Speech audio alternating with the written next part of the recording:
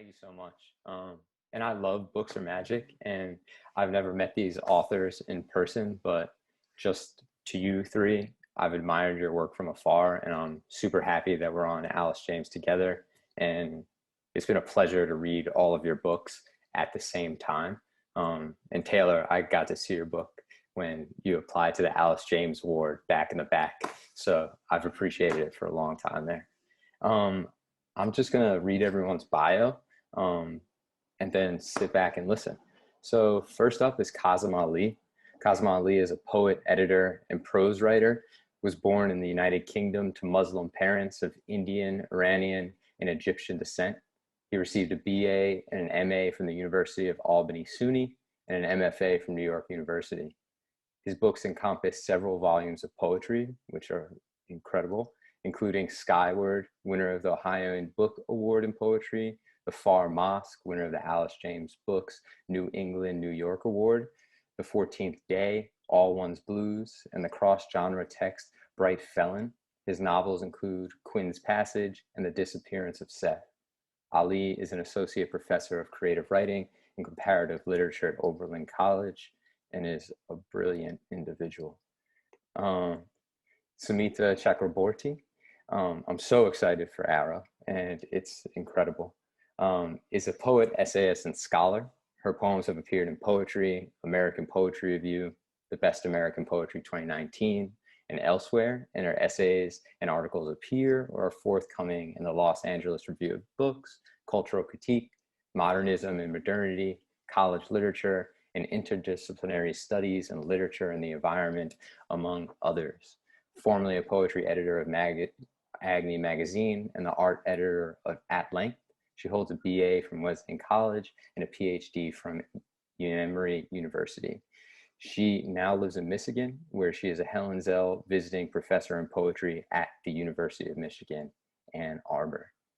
And then last but not least, of course, who has a wonderful book cover that I really dig, Taylor Johnson. Taylor Johnson is proud of being from Washington, D.C. They received fellowships and scholarships from Callu, Cave Canem, Lab de Literary, Vona, Tin House, the Roman Studio Center, Yaddo, the Conversation Literary Festival, the Breadloaf Writers Conference, and the Breadloaf Environmental Writers Conference, among others. In 2017, Taylor received the Larry Neal Writers Award from the DC Commission on the Arts and Humanities.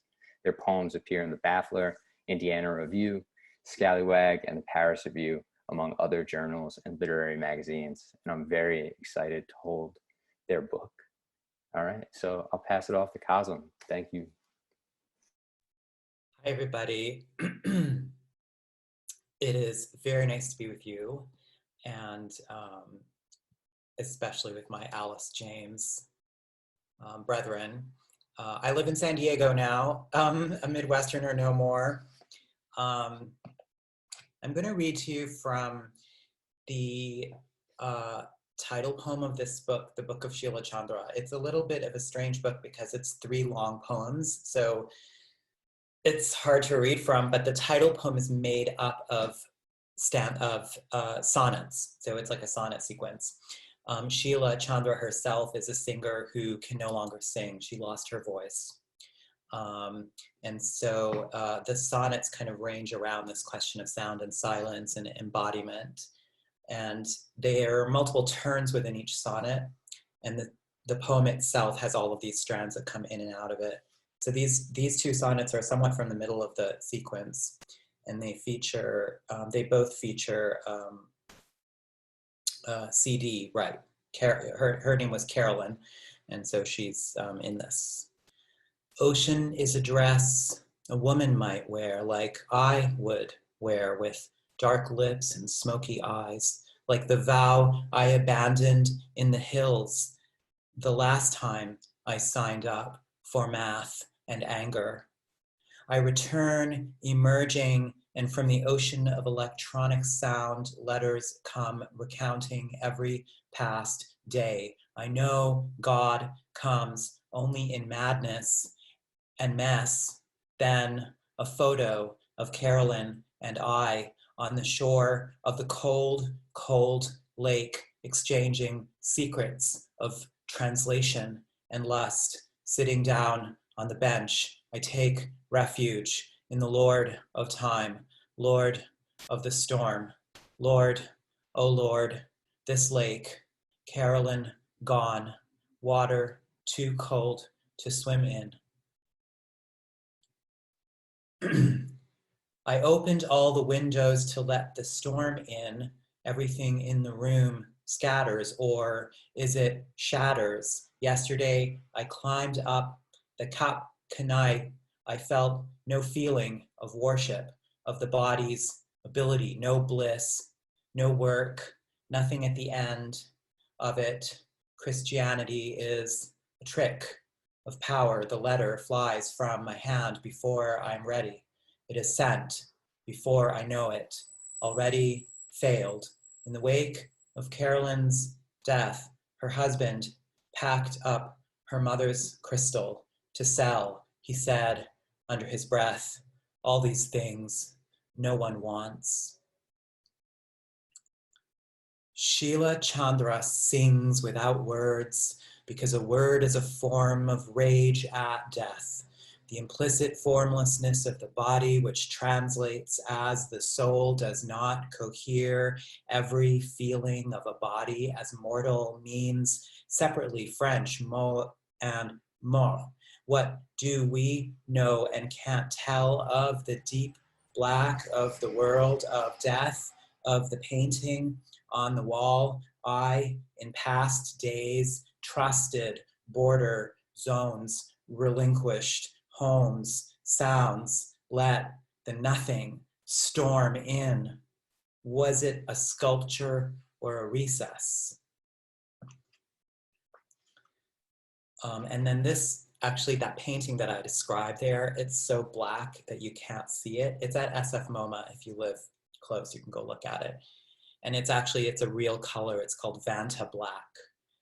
Vantablack was made for missiles or planes for defense purposes so dark no eye could see it. Some voices are like that. No one could hear them. It is not good to be lost. To be lost is more than metaphor for spiritual condition.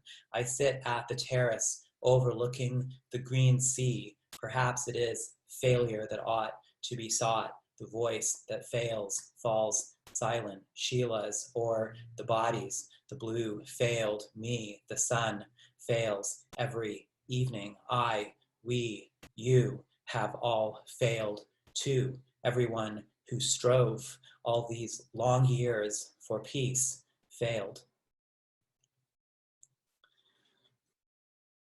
So this poem's a little lighter. There's shit in it, and there's sex in it too. So hey, what's not to like? Yesterday, I'm sorry if you're squeamish, I'm sorry, but if you're a hiker and you go hiking in the wilderness, then you should not be fazed by this poem. If you aren't and haven't had that experience, you might be. Yesterday, as we started hiking, my stomach turned so quickly I had to run into the bushes and hardly had enough time to pull down my pants and squat before I shat myself empty. And then when we returned home finally and showered, Philippe came and he adored my body all afternoon, licked my skin, he buried his face in my armpits and breathed in deeply. He held my feet to his lips and caressed and kissed them. And after we lay sweaty and talked about Duras, about this hotel by the sea, how it is like the places in her novels. And I said, let me smell and lick your body too, because to shit and fuck are two main purposes of art. That's true enough, isn't it? Okay. I'm going to close with two little poems. Thank you for listening to me. And the last poem is going to have some shit in it too. Sorry about that. There's shit everywhere. In a world governed by storm and noise, why then should a singer not fall silent, though by great suffering her mouth, that orchestra hall aflame, the drone, her most minuscule movement, still do the echoes resound? Even now can I discern them, Anish Kapoor explores the place, sight disappears. That rich Vantablack that opens, he makes shapes of them, invites you to understand or learn where the effort to understand fails. Agnes, Martin, her shapes of white, absence, both, what, when, the throat fails, sounds out. Does Sheila still listen to music? What does it sound like? Can she still feel music in her body? Can she vocalize even without technology of the mouth, tongue, palate, glottis, vocal cords? What is a voice? Anish Kapoor granted exclusive right to work with Vantablack. She now communicates through notes and gesture. Vantablack made for military purposes, like sound also used for torture. All sounds to wake you, vibrate your brain. What emerges as an echo from music, as torture, children on the beach playing God, is sound or art or science, shit and sex, the body's echo. What a mess is left in the big or the little death. Thank you.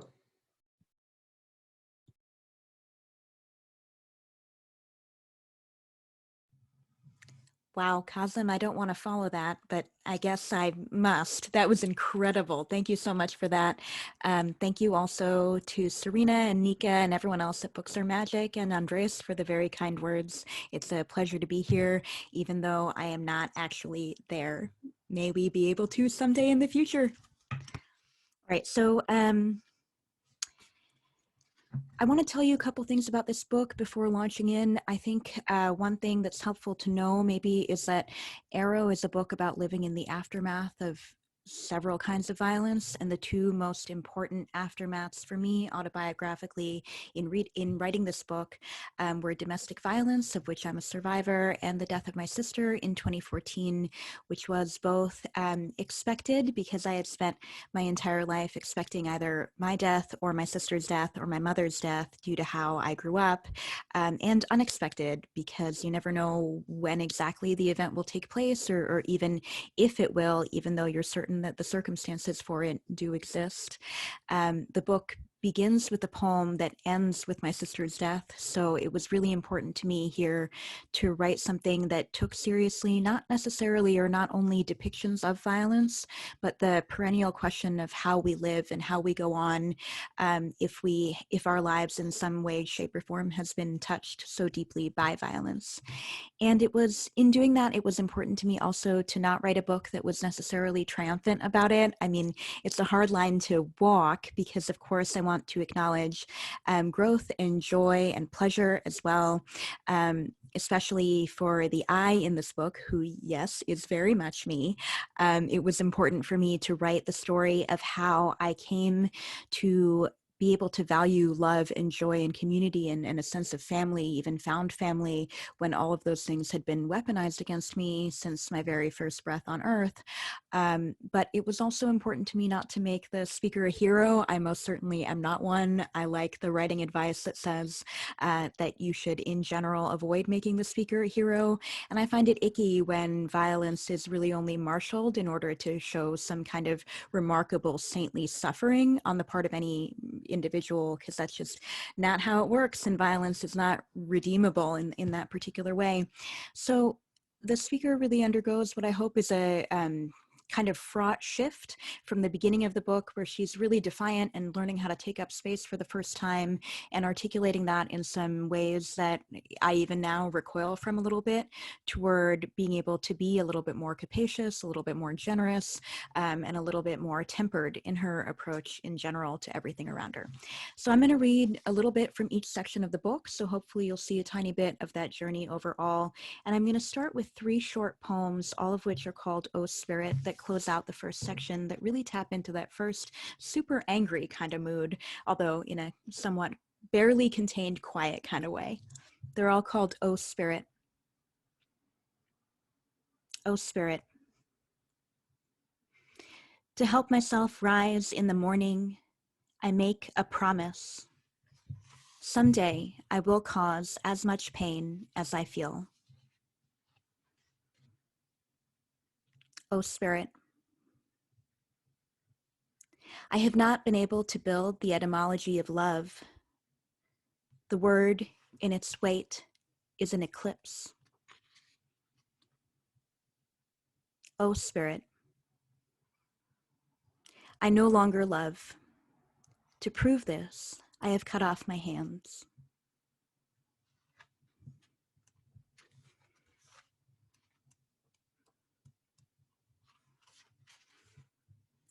I'll follow that up with the next section's version of an O Spirit, so hopefully you can see a little bit of the shift already happening. I'm feeling weirdly pedagogical today. I'm sorry about that. It must be the really intense teaching week. O Spirit. A bear brings forth her young, informous and unshapen. I now wear the pelt of the conjured beast around my groin. I think of new words for solace, one of which is knifed. We take no form until licked into shape by the tongues of those who love us.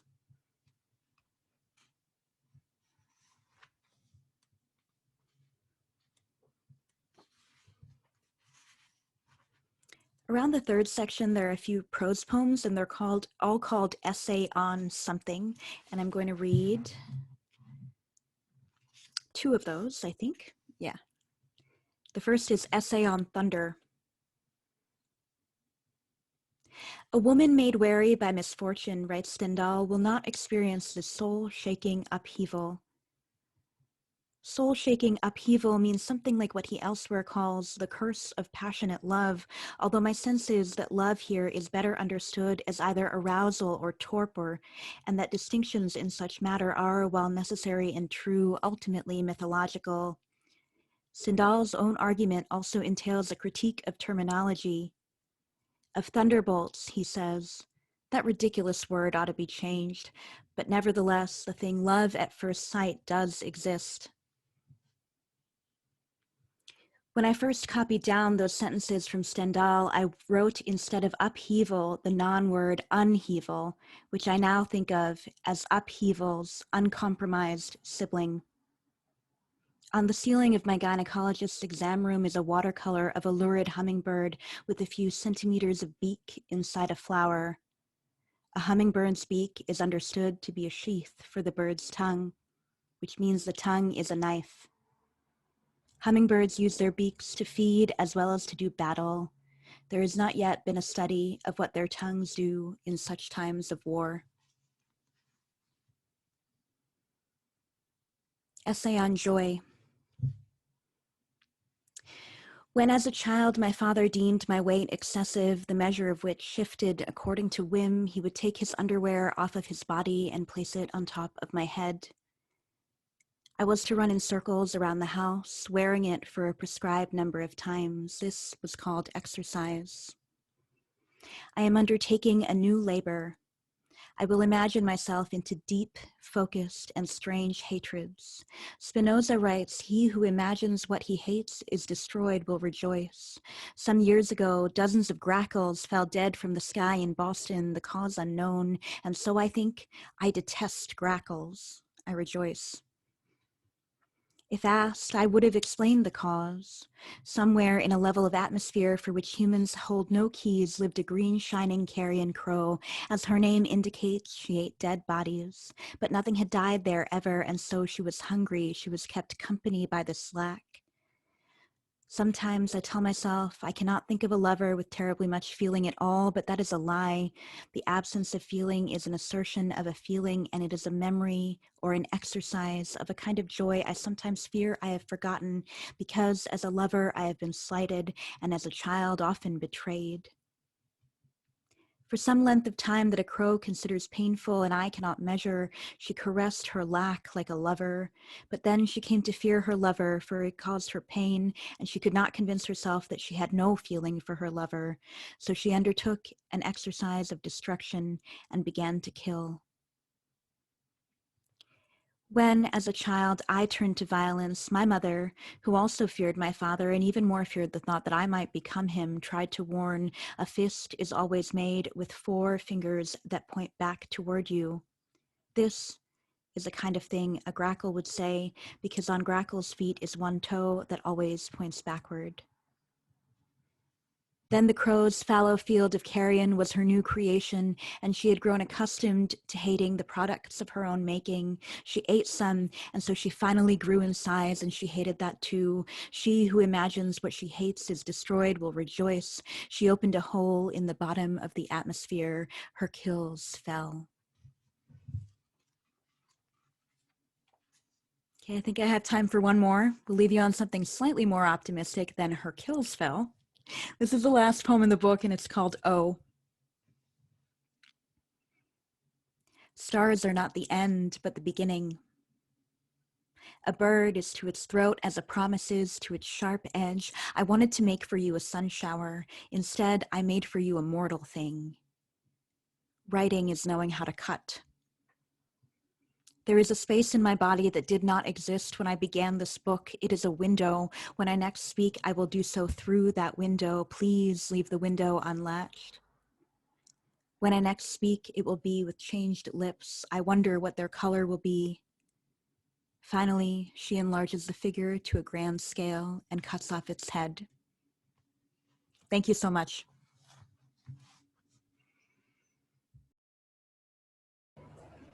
Hey, thanks, Sumita. I've read with Sumita like two other times, right? Yeah, we got a few more to go. Um, but it's a pleasure to be here with both of you, Kazim, Andrés, Sumita. Kazim was a teacher of mine in Overland, so it's cool. It's real cool. You know what I mean? Come back around. Yesterday I got in the mail my books. You could buy one. And so I'm gonna read out of it tonight instead of off some papers. But thank you, Books of Magic, for having us.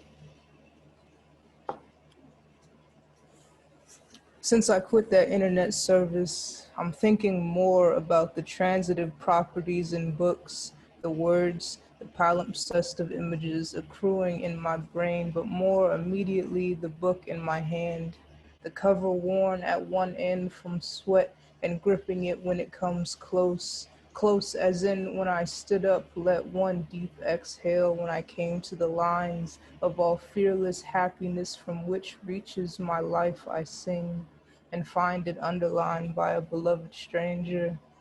It's like turning the record over, knowing you're hearing what I'm hearing, easing up on the edge of the chair. It's like we're holding hands now at the edge of a white silence from which we are to make a music of our being here, of being moved, wherein our music complements and holds close each other's sound in the wet room of the tree I met you in. Nothing is said about the water or the fearless trees angled toward and against the light that did fall on me, made much of me, light that sings through me. So I'm singing Nocturne. What was rampant in me was not wisteria, perhaps decay or loss of reflection. No one like me gets old, or so I thought. Even as I watched the days fade into each other, was I no one? Which phrase means a grown-up girl, mica gilded, pure myth, gone. Thoreau might say I was trying to find the door to nothingness, that the wild was already in me. However, I walked out my bed to find my skin only to return moon-drunk, bramble-laden, stripped to sinew, a broken syntax. No denying how I got here. I lay down among the tall grass and came up a specter. I came up everywhere.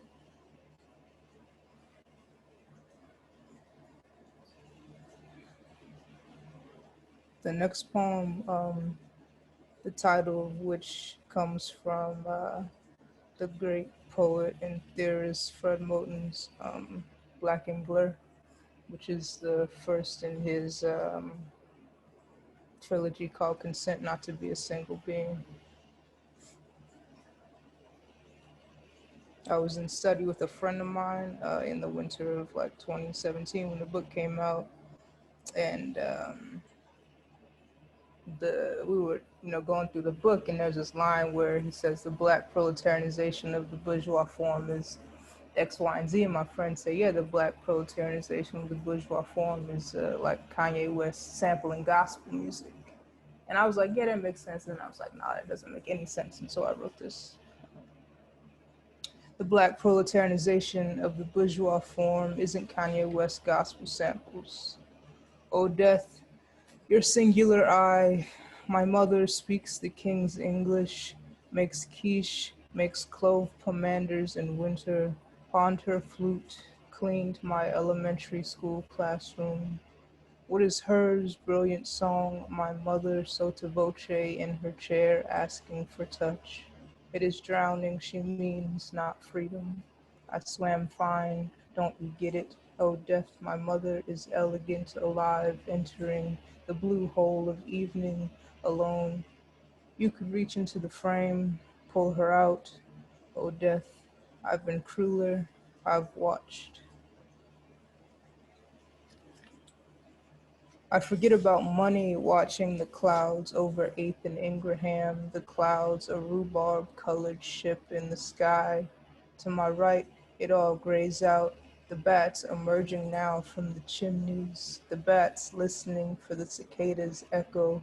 Echo is a way to create space, is a metaphor for time, time for the cop to move along. I think watching the cop watch me from my porch, fuck 12. The robin on the wire vine, the wire eye competing with the bats for cicadas, the robin competing reds with the sky a money for the cicadas, a way to make space, time, the cicadas sounding out the future through repetition. A friend says to spend nothing is to keep flexibility in your hands, to keep your youth. Money, the sound of decay, money, the repetition of waste. I'll just read two more.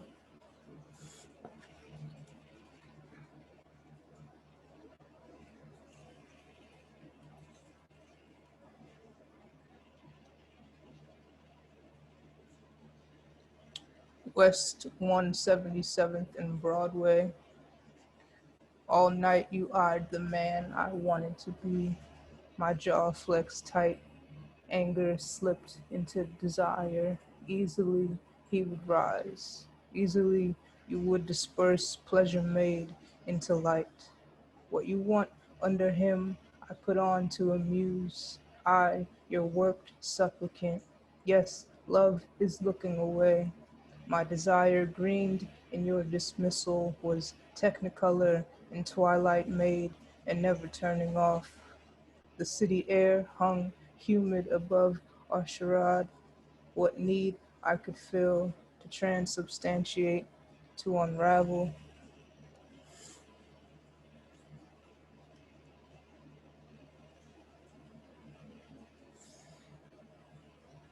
A kind of wildness descends, and across the expanse the attendant wind drones its one fecund song.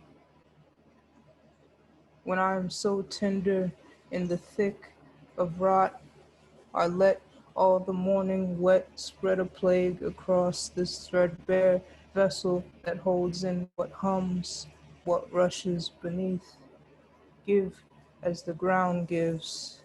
Make of me your groveling tongue, your dust, your possessed, possessing, never let up. Thank you.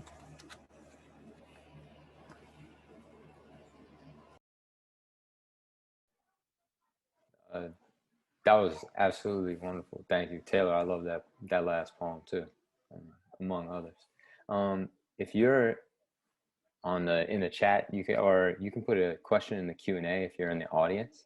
We'd really love to see those. Deal. And as that happens, maybe I'll just ask one question. And this is a question my friend asked me, the poet Sophia Jama, And I just wanted to know a little bit about what is your book or the process of making this book's relationship to mystery, and kind of not knowing. I think of the echo and echolocation. I also think of like an essay on devotion, just in the back of my I might take a stab at that. It is a really good question, because a lot of times we don't really know what we're doing in the process of writing, and in the process of making a book out of however many poems we've written over however long of a period of time. And sometimes it is very difficult to know, in any given 5 years, I'm writing all these different poems, and do they go together? Are they separate? And I think I learned a lot, Andres. I'm sure you probably feel the same way. When I was in Alice James, my book was taken, it was the old collective model. So when your book was taken, you joined the board for 3 years and edited and chose subsequent books. And so that was really the first time. This was in the very early days of Nightboat Books. So I hadn't had the experience of reading tons of books. And I would often, we'd be reading then, 400 or 500 books for the one prize, and then closer to 1,000 for the other one that existed. There were 2 different ones. And oftentimes the same writer would send in 3 different books. And occasionally you would really get the sense of like, oh, wow, these are really 3 very different projects. And other times you'd kind of think like, wow, there's one really amazing book in these 3 books. And to be brave enough to really be able to focus and discern it, and that practice of knowing your own work, this is unteachable. I mean, a lot of us make our living teaching creative writing, so we're not supposed to let you in on the secret of how unteachable it is. But a lot of it is an art, so it's worth teaching, but a lot of it is practice. It's a practice, and we do it together. And the reason that a person is valuable as a teacher is probably because, well, they may have been doing it longer, and they can guide you a little bit and tell you, maybe help you not to make the same mistakes they made in finding the work. But for me, the mystery was very much, I had to follow my nose in all of the poems, but in particular, I want to talk about, and the 3rd poem in the book I actually wrote in a workshop with C.A. Conrad, doing one of his rituals where, you carry around a crystal and do, some magic on it and something like that. It's really incredible what he does, but so that's different. But the title poem, the one that I read to you from the sonnets, I was in Cassis, so it appears in the poems, at an artist colony there, and I was writing little notes to myself on note cards that I was writing little letters to myself that I had sealed in the card and put the date on it, and determined not to look back at them. And so I just kept writing. And then the deal was that I had to not be where I was when I wrote them to open it again. And so months later, I was in Chicago because my sister was at Northwestern Hospital. She's fine, but she was there and I was her caregiver. And so we had to be in quarantine because the immune compromised situation. And so I was in quarantine with her for 3 weeks in an apartment, and you have a caregiver to take care of you. That's why I was doing it. And so it was there that I would go in the night after everything was, she was asleep and whatever.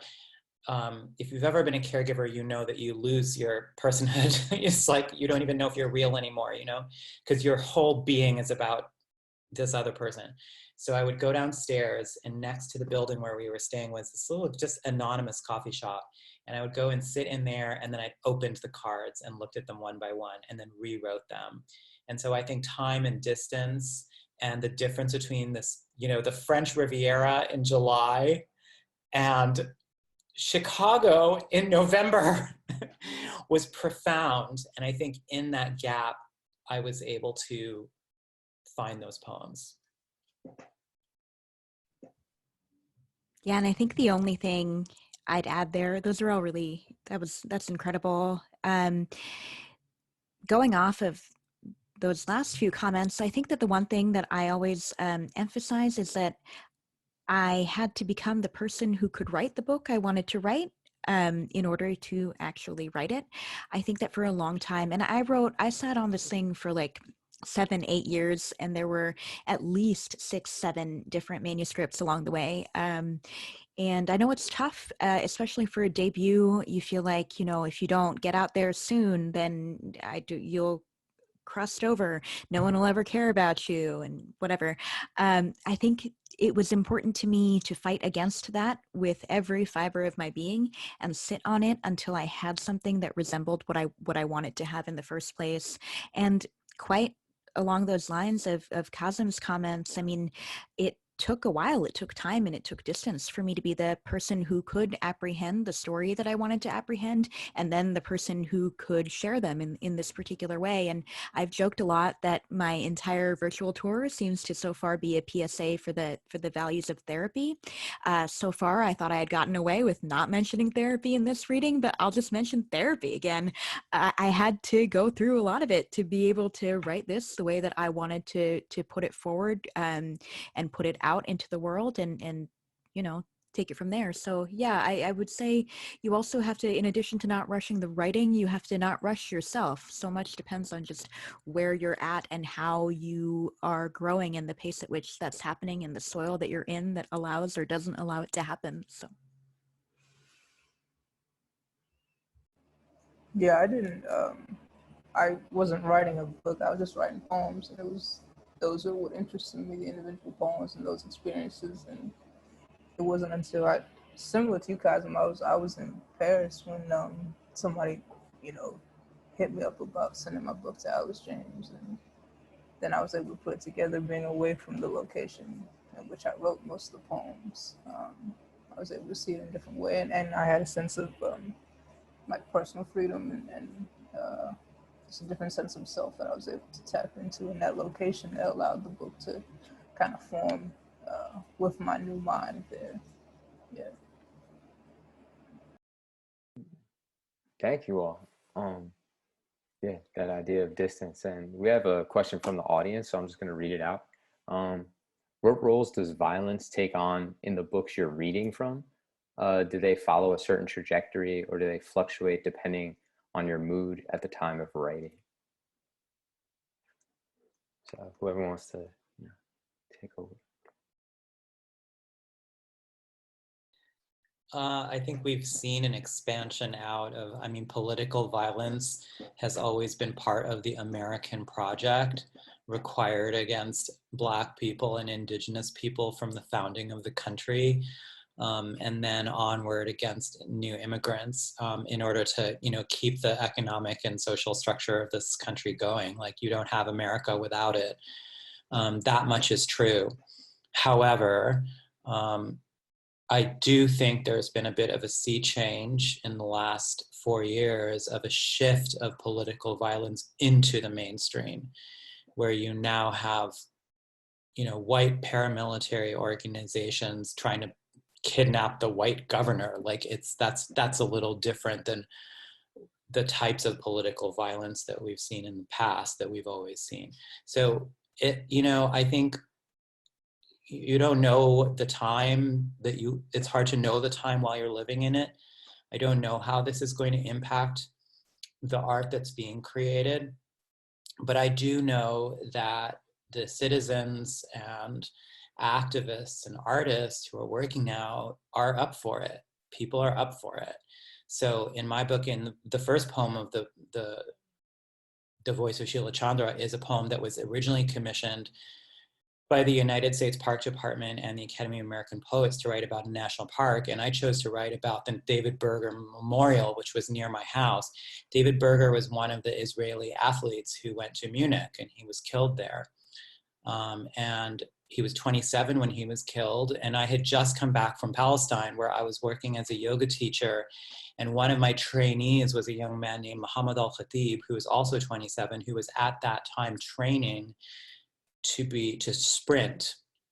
He wanted to qualify just to run for Palestine at the Rio Olympics.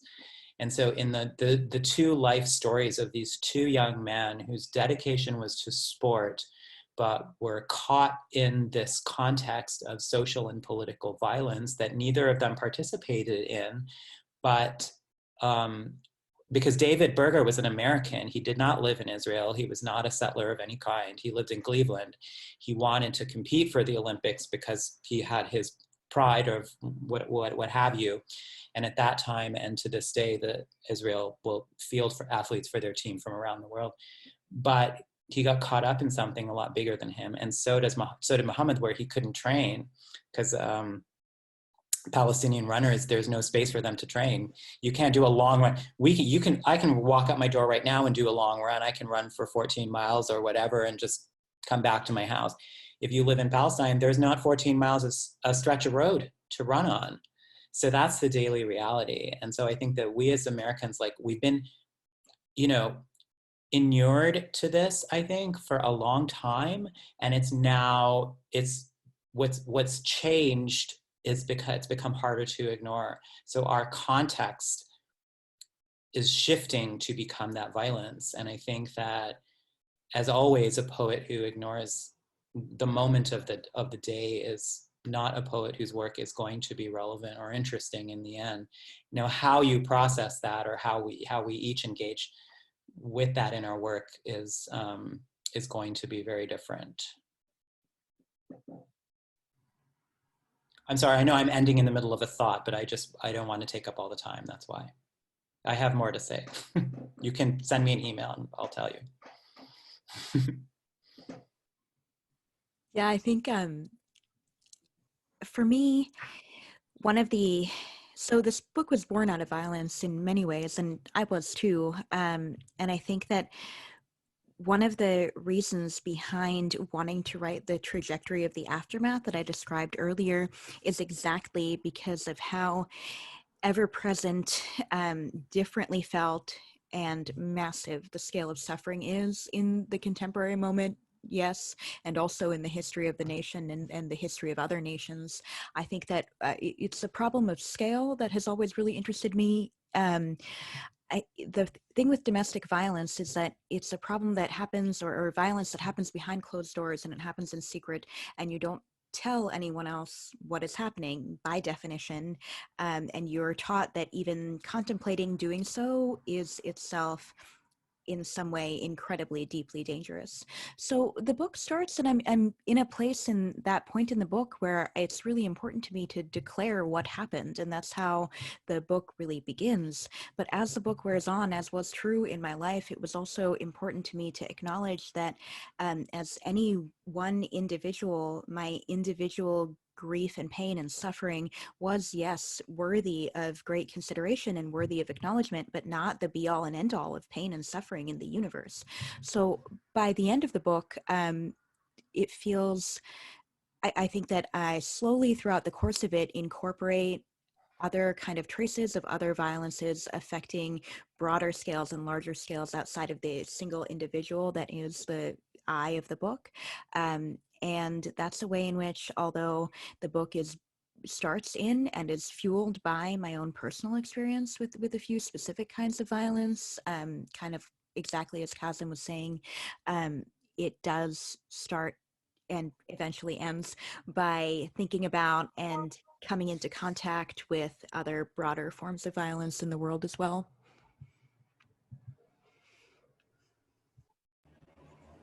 I wouldn't say that violence is like a large thing that factors into this book, but I think that the polyvocal nature of the poems, violence operates on different levels, you know what I mean? Sometimes the violence is state violence, sometimes it's just like momentary violence between two individuals, or it's a violence of circumstance, which is oftentimes capitalism. And violences that I've lived through that relate directly to the economic situation of the descendants of African slaves within the United States context. Yeah, but none of it is linear or narrative based. I don't know if the question touched on that. It's all happening all the time.